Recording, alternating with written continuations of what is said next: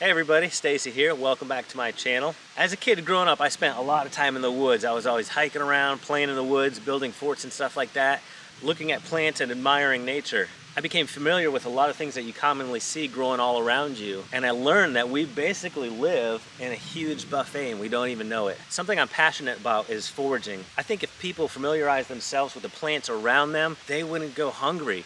There's a lot of things that grow right around us that are edible and are actually really nutritious for you.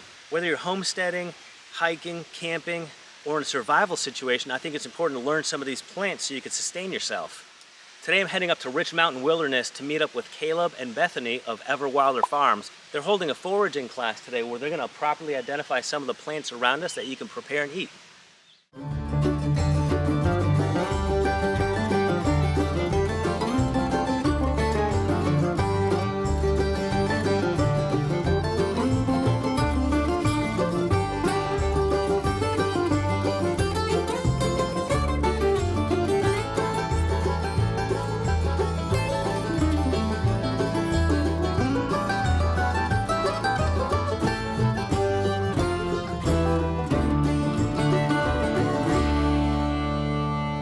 I'm here with Caleb from Ever Wilder Farms, and tell me what we're doing here today.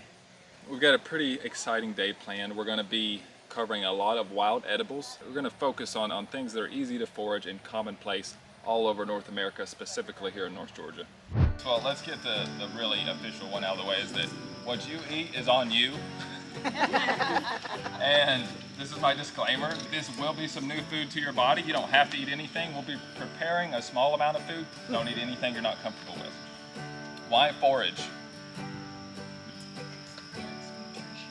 Dense nutrition. I really like that term. The chemicals in there, the constituents of these plants and wild plants versus cultivated, they're just so much more dense in nutrients. It's because they're not bred for sugar and to last on a shelf. They're not bred for carbs and sweetness. Okay, so our wild foods aren't necessarily sweet and they don't necessarily last long on a shelf. So you can't buy them in a store, but what you can go out to your yard and you can harvest, these foods and get a lot of nutrition for a little bit of food. A lot of vitamins, minerals, other phytochemicals. Real quick, like a forager's toolkit, just so you're not wondering what I'm using, you don't need anything to forage whatsoever. But you can have a few things that will help you. And one of the primary things would be a soil knife. So digging roots, digging other things. A soil knife. Soil knife is what I call this. There's a lot of different variations. Past that, pruners are helpful. I like pruners some of the most because you can do a clean cut on things. If you try to break a twig, you might rip it all the way down the branch. That's not necessarily great for the tree, but we can clean cut it. So I do like using tools.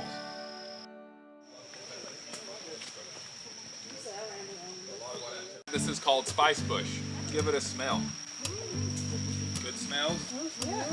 So this is an identifying factor for this shrub, is that smell. This is a kind of hard time to identify spice bush. The biggest giveaway right now is berries starting to come in. February, March, before all the leaves emerge, this is really easy to identify because it's flowering with yellow flowers. In December, October, it has really big yellow buds because those flowers come out so early and they won't have any leaves on them in the winter, right? So I'll break these twigs off and they'll go straight to my tea or to my broth. This is really wonderful in broth, even with meat. Very good meat spice. We're looking at a plant here and we have two prongs or two stems. They're kind of like what they are. And we have a berry cluster coming in right here. This is an edible plant, though there's a known, I don't want to say toxin, but there's something in here we don't want to eat. It's calcium oxalate crystals. You don't want to eat it fresh or raw. The part that I'm primarily would be interested in consuming is the root. It's called a corm. It's kind of like a bulb underneath there, like if you know onions or something, they kind of have a bulb or a ball. And if you were to want to gather this root and prepare it properly for consumption, you're gonna want these big female plants. Two prongs is a good indicator. If it's just a single stem and one jack in the pulpit leaf, then there's gonna be nothing there. But two prongs with a flower, those are the ones that have a big corm. So a little delicate plant here. Wow, these are some really crazy tendrils on it. It's called hog nut most commonly. Not to be confused with groundnut, which we'll cover later, which is a much better harvest. And this would have been prime forage, really good food about 2 months ago. It's a delicate trailing vine. It's in the legume or pea family, but it's best to be able to identify these when they're really young. Because in that early springtime, when these are really young, they have a little pea, I'll call it, down at the bottom. It's a little root, and it's a little like rhizome root, and it's literally a little pea at the base here. And a good forager and a good patch, kind of like this, you could collect a cup of these peas in about an hour and treat them like any other pea or bean.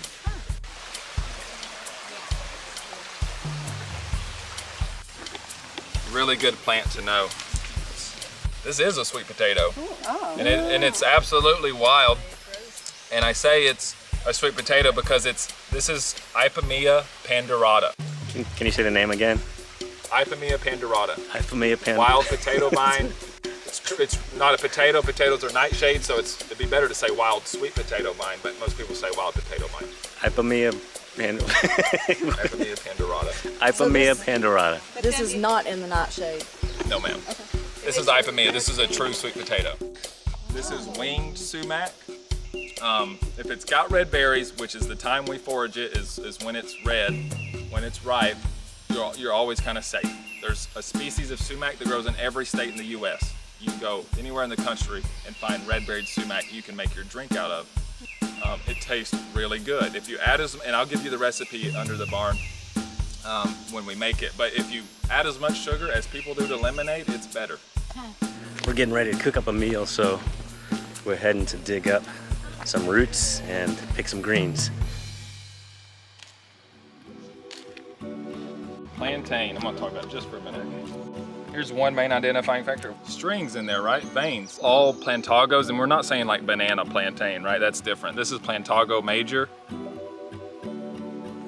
These are the seed pods. The leaves are the most palatable part. That stringiness makes me really cut them up with scissors most of the time and cook them fairly well. But yeah, so plantain, #1 edible that everybody should know.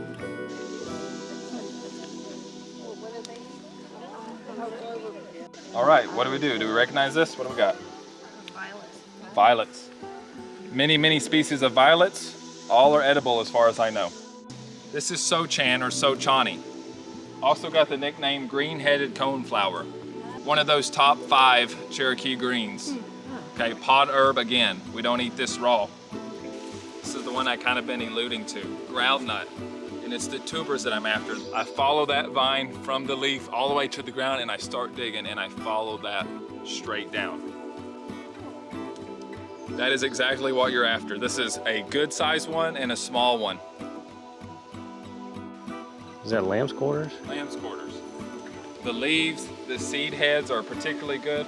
What we'd always do, you know, if we got some grease in the pan, before you put your eggs in there, throw a bunch of these lamb's quarter leaves. They fry up and they get really good. Here comes the rain.